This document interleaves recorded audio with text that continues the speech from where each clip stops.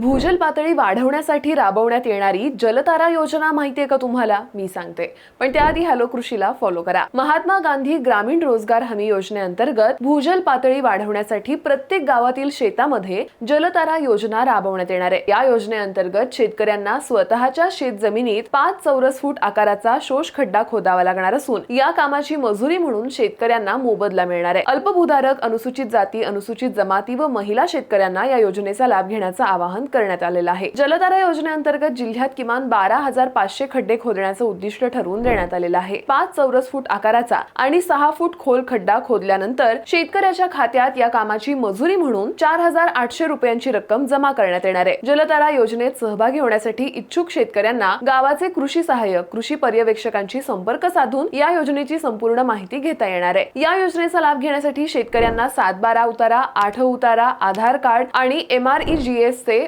Job card आदी कागदपत्र आवश्यक आहेत. ही माहिती तुम्हाला कशी वाटली कमेंट करून नक्की सांगा आणि हा व्हिडिओ जास्तीत जास्त शेतकऱ्यांपर्यंत नक्की पोहोचवा.